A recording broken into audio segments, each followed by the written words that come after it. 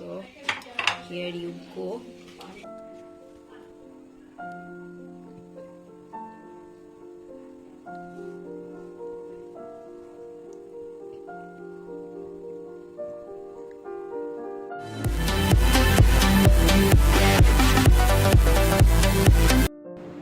Welcome back everyone.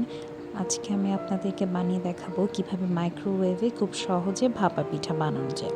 So প্রথমে আমরা যেটা করব, আমাদের উপকরণগুলো আপনারা অলরেডি স্ক্রিনে দেখছেন। চালের গুঁড়ি, নারিকেল, গুড় আর তরল দুধ নিয়েছি। এখানে আমি চালের গুঁড়োর সাথে একটু পাউডার মিল্ক আমি অ্যাড করে দিচ্ছি 2 চামচের মতো। এটা অপশনাল, এটা আপনারা চাইলে স্কিপও করতে পারেন। এখন আমি এটাকে ভালো মতো মিক্স করে নেব। আপনারা যে কয়টা পিঠা বানাবেন সেই পরিমাণের আপনারা চালের গুঁড়ি আন্দাজ করে নিয়ে নেবেন। আমি এইটুকু চালের গুঁড়ি দিয়ে এখানে মোটামুটি আমি 3টা পিঠা বানাতে পারবো। সো আমি ভালো মতো মিক্স করে নিচ্ছি। আমি এখন এখানে অল্প অল্প করে তরল দুধ অ্যাড করে নিব। আমি চালের গুঁড়োটাকে একটু স্টিকি করব, যাতে করে ভাপা পিঠাটা খুব সুন্দরভাবে সেট হয়ে যায়। আপনারা পুরোটাই আপনাদের আন্দাজ মতো করবেন। আমি এখানে কোনো নির্দিষ্ট পরিমাপ বলছি না, আপনারা পুরোটাই আপনাদের নিজেদের আন্দাজ মতো করে নেবেন। আমি মোটামুটি স্টিকি হবে অতটুকু পর্যন্তই আমি তরল দুধ অ্যাড করব, খুব বেশি নরম করা যাবে না, তাহলে আমাদের পিঠাটা হতে সময় বেশি লাগবে। সো দেখতে পাচ্ছেন কেমন দেখাচ্ছে। আমি এখন একটি মাইক্রোওয়েভ বাটি নিয়ে নিচ্ছি। সবার বাসায় কম বেশি এরকম বাটি থাকে।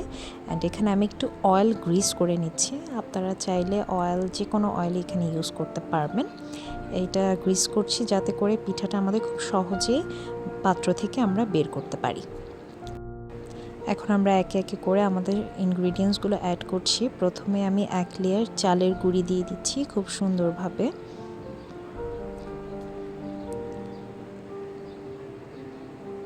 দেন এখানে আমি অ্যাড করে নিব নারিকেল।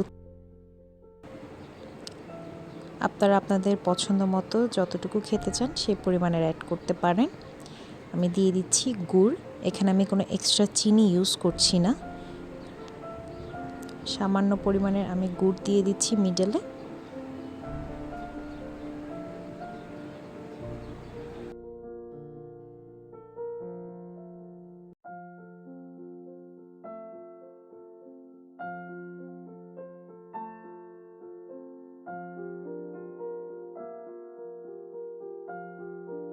এখন আমি আবার উপরে 1 লেয়ার চালের গুঁড়ো দিয়ে দিচ্ছি।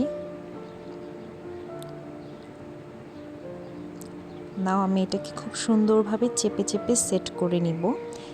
এটা চাইলে আপনারা হাত দিয়েও করতে পারেন, বা চাইলে এরকম একটা চামচ নিয়ে সেই চামচের মাধ্যমে আপনারা সুন্দর করে পুরোটাকে এভাবে চেপে চেপে দিতে পারেন।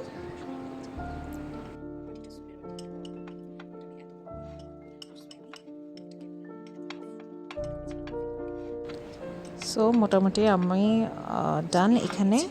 এখন আমি একটা পাত্রে একটু পানি নিয়ে নিচ্ছি। এটাও আমাদের মাইক্রোওয়েভ একটা প্লেট, অ্যান্ড এর উপরে আমি এই বাটিটাকে সেট করে দিচ্ছি। এখন এটাই আমি মাইক্রোওয়েভে দিব। আমি পাত্রটা মাইক্রোওয়েভে দিয়ে দিচ্ছি, অ্যান্ড আমি এখন টাইমার সেট করে নিচ্ছি। 5 মিনিট টাইম দিয়ে আমি স্টার্ট দিয়ে দিচ্ছি। সো আমাদের 5 মিনিট সময় শেষ। এখন আমি বের করে আপনাদেরকে দেখাচ্ছি আমাদের পিঠাটা দেখতে কেমন হয়েছে। চলুন তাহলে এখন সার্ভ করে আপনাদেরকে পিঠাটার লুকটা দেখাই।